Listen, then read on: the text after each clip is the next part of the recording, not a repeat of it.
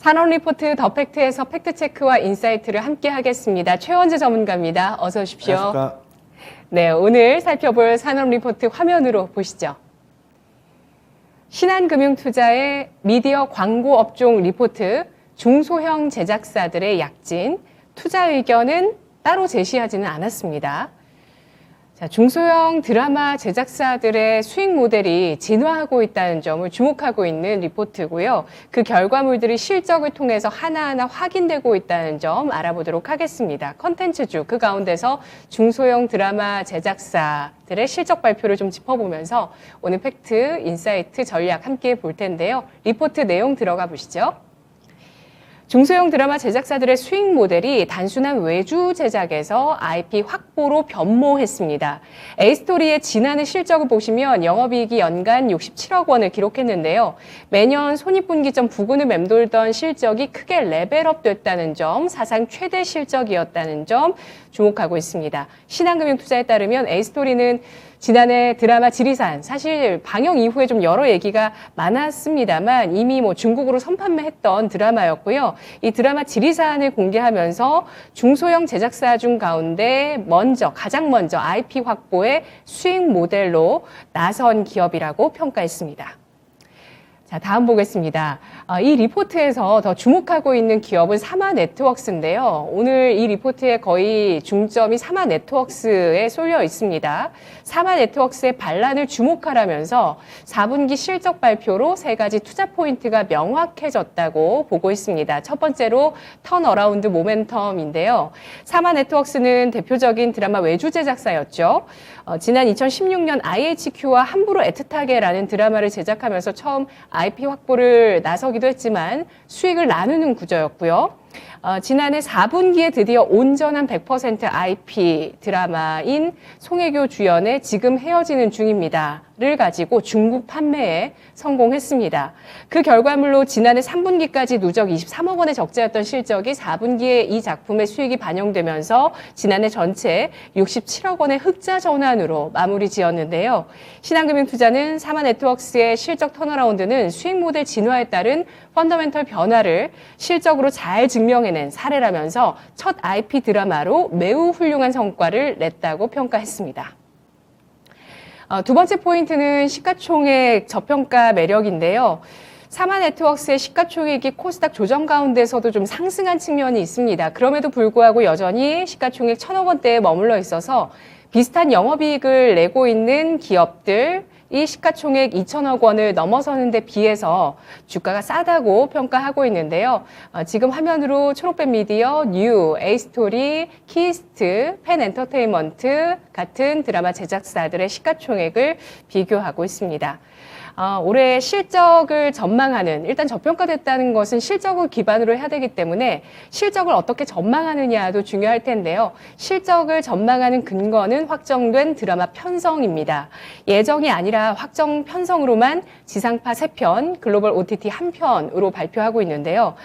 특히 HBO 맥스로 11월 방영 예정인 박시우, 이시영 주연의 멘탈리스트가 자회사를 통해서 제작되고요. 이 드라마는 미국의 인기 드라마를 리메이크하는 작품입니다. 또 3월에 방영되는 MBC 드라마 지금부터 쇼타임은 쌍가포차라는 드라마를 썼던 하유나 작가가 쓰고요. 사마네트웍스가 제작을 합니다. 이 밖에 금수저, 어게인 마이 라이프는 공동 제작인데요. 마지막 세 번째 포인트는 신규 OTT 모멘텀입니다. 방금 말씀드린 멘탈리스트가 새롭게 런칭하는 OTT HBO 맥스에 방영 예정인데요. 이 드라마의 IP를 사마네트웍스가 갖게 된다고 합니다. IHQ가 진출한 국가에만 판권을 판매했고 그 외 지역은 직접 판매해서 사마네트웍스가 수익 창출이 가능하다고 하는데요.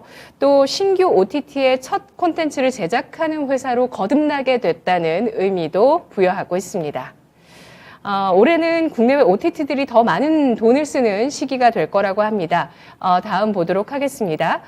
수익 모델이 좋아지고 있는 제작사들이 실적이라는 숫자를 확인해 나가면서 주식시장 내에서 콘텐츠 산업으로 성장하고 있는 드라마 제작사들의 주가 재평가 올해 일어날 것으로 예상을 하는데요. 다만 드라마 라인업 모멘텀 플레이가 많이 일어나기 때문에 매수해서 보유하기보다는 트레이딩 바이 전략이 필요하겠지만 역으로 또 1분기부터 4분기까지 내내 수익률에 기여할 수 있는 종목이 늘 있는 이 드라마 제작사 업종에 대해서 주목해 보는 게 좋은 전략이 되겠다라는 리포트였습니다. 자, 이렇게 드라마주들 지난해 실적 턴어라운드에 성공한 기업들이 눈에 띄고 있는 상황인데요. 계속해서 또 올해 글로벌 OTT 투자가 확대가 되고 여기에서 또 실적을 크게 낼 수 있는 그 기회가 IP 확보를 통해서 가능하다라고 보고 있는 리포트였습니다. 자, 최원주 전문가님, 네, 흥행했던 오징어 게임 같은 경우는 그 오징어 게임의 IP가 넷플릭스에 있었거든요. 네, 예. 그런데 이제 좀 변화하고 있는 조짐들이 나오고 있는 것 같아요. 어떻게 보십니까? 좀 전에 그 넷플릭스가 이제 오징어 게임의 IP를 가져간 거는 저는 이제 계약 조건이 조금씩 이제 변하면서 이제 제작사들이 IP를 확보하면서 이제 판권에 대한 권리를 가져오는 그런 계약 조건이 점점 더 좀 좋아지고 있는 계약 조건으로 좀 변하고 있는 것에 좀 의미를 부여하고 싶고요. 아무래도 이제 글로벌 OTT들이 이제 뭐 우리나라 콘텐츠 제작 업체들에게 이제 구애가 좀 심해지면서 우리나라도 조금 우리나라 콘텐츠 제작사들이 글로벌 OTT들한테 조금 더 나은 조건을 요구하는 것으로 지금 보고 있습니다. 일단 한국 드라마가 지금 글로벌 문화, 지금 대중문화 침투기를 좀 볼 수가 있고요. 오징어 게임을 시작으로 지금 한국 콘텐츠 산업이 전환기를 맞이하고 있는 것으로 보고 있습니다. 작년도에 미국 내 한국 드라마가 전년 대비 지금 100% 성장을 했고요. 네. 넷플릭스가 지금 최근에 안 좋은 실적을 발표했지요. 성장 둔화에 대한 우려가 있는데 그렇다고 해서 콘텐츠 투자 예산 증가를 뭐 저해하거나 그다음에 콘텐츠 사업자들의 이제 수익성 훼손은 없을 것으로 보고 있습니다. 전년도에 넷플릭스의 이제 한국 콘텐츠 투자액은 5천억 원 이상을 기록했는데 올해는 투자액이 배로 늘어난 약 1조 원 정도로 지금 예상이 되고 있고요. 지금 디즈니 플러스의 가입자 증가 전략이 아시아에 지금 초점을 두고 있습니다. 그렇기 때문에 지금 한국의 수혜가 지금 집중될 것으로 보고 있고요. 지금 OTT 간의 경쟁이 지금 굉장히 심화되고 있습니다. 그래서 콘텐츠 제작사의 유리한 환경으로 지금 점점 전개가 되고 있습니다. 지금 경쟁 심화는 결국에는 제작 수요 증가, 그다음에 판권 매출 확대, 제작비 지원 금액 증가로 이어질 전망이고요. 지금 역시 아까도 얘기했듯이 OTT 간의 경쟁으로 인해서 현재 지금 마진율이 한 편을 제작하면은 10에서 20% 정도 수준인데 마진율이 30에서 40% 정도까지도 높아질 것으로 지금 보고 있습니다. 지금 K 콘텐츠에 대한 글로벌 OTT의 구애는 이제 앞으로 더욱더 이제 강력해질 전망인데요. 지금 드라마 콘텐츠 수요 증가로 콘텐츠 업체의 밸류에이션이 지금보다 좀 더 리레이팅이 가능할 전망입니다. 네. 자, 무형 자산, 이 IP의 중요성이 사실 몇 년 사이 굉장히 크게 강조가 됐었는데요. 이런 IP를 확보하는 수익 모델로 변화하고 있는 드라마 제작사를 주목하자는 의견에 동의를 해주셨고요. 그리고 또 지금 뭐 여러 기업들이 마진에 대한 부담이 크잖아요. 비용 부담 때문에. 네. 이런 부담에서 자유로운 업종이라고 볼 수 있겠네요.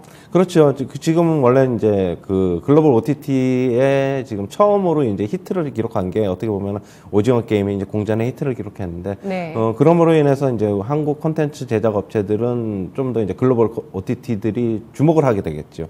주목을 하고 있고 계약 조건도 점점 좋아질 것이고. 아까도 얘기했듯이 그럼으로 인해서 마진율이 점점 우리 컨텐츠 업체들이 더 높게 요구를 할 수 있고 앞으로도 이제 그렇게 될 것으로 보고 있습니다.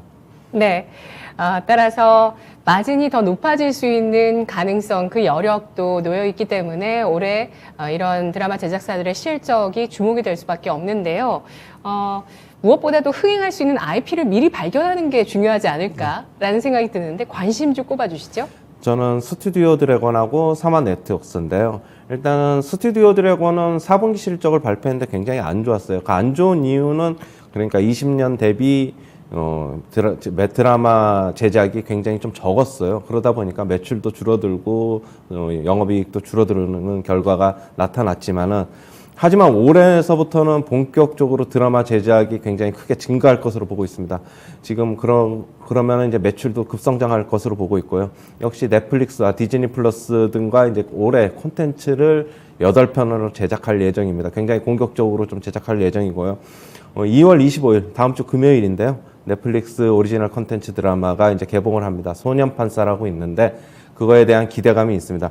최근에 이제 1월 말에 저점을 확인하고 주가가 계속적으로 상승하고 있는 것은 이거에 대한 선반영이 지금 되고 있다고 지금 보여지고 있는 과정이고요.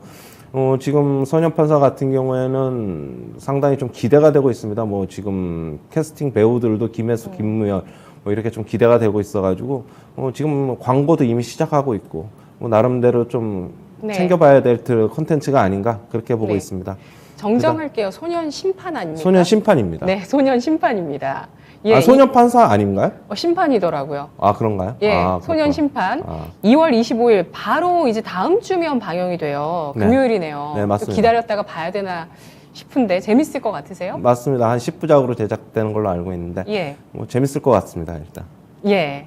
스튜디오 드래곤은 근데 주가가 좀 무겁잖아요. 네, 무거운데 예. 맞습니다. 굉장히 좀 무겁죠. 다른 이제 컨텐츠 주식들보다 무거운데. 왜 그런 겁니까? 아무래도 뭐 그건 뭐라고 이제 얘기를 못 하겠고 그거는 뭐 예. 아무래도 뭐 전체적으로 물량도 좀 주식 물량도 좀 많고 그러다 보니까 좀 그런 것 같은데 요즘 최근에는 좀 탄력이 좀 있습니다. 그러다 그렇게 본다면은 저는 괜찮지 않나. 예. 앞으로 올해 스튜디오 드래곤은 작년도에 실적을 만회할 것으로는 보고 있습니다. 10만 원 볼 수 있을까요? 10만 원 가능하다고 보여집니다. 올해 내에는. 예. 네. 그다음에 사만 네트워크스인데 좀 전에 얘기했듯이 4분기 실적 발표했는데 흑자 전환했습니다. 턴어라운드 됐고요. 역시 자체 IP 확보 드라마 라인업에 이제 본격화가 될 예정이어가지고 실적 개선이 가속화될 전망입니다. 최근에 주가 굉장히 많이 상승했어요. 차트 보시면은 최근 많이 상승했는데 오늘도 이제 윗꼬리 달고 내려왔는데 뭐 지금 진입하기보다는 조금 관심 뒀다가 차분한 이게 좀 주가 조정 받으면 그때 진입하는 게 좋아 보입니다.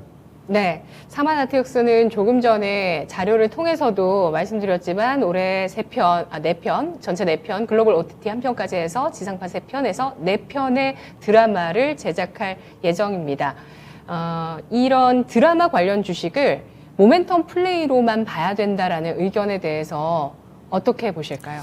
네, 그거는 일정 부분 맞죠. 왜냐하면 어떤 드라마가 방영이 앞두고 있으면은 그거에 앞두고 뭐 한 2, 3주 전, 한 달 전에 그때서부터 선침해하는 게 오히려 제일 좋아 보이고 네. 아니면은 조금 좀 기다려야 되지 않습니까? 어떤 그런 모멘텀이 없으면 이런 드라마 제작사들은 저는 차라리 이제 뭐 그런 이제 방영 일정 어떤 드라마가 제작되는지 그걸 좀 꼼꼼히 일정 체크하셔가지고 선침해하는 전략이 제일 좋아 보입니다. 네, 알겠습니다. 드라마 제작사의 투자 포인트는 드라마 방영 일정이라고 보고 있고요. 그리고 실적에 업될 수 있는 그 변수, 바로 글로벌 OTT의 투자 확대와 협상력 증가, 그리고 마진의 확대 가능성이었습니다. 탑픽으로 스튜디오 드래곤, 사마 네트워크스 꼽아주셨네요. 분석 잘 들었습니다. 네, 감사합니다. 고맙습니다. 산업 리포트 더 팩트였습니다.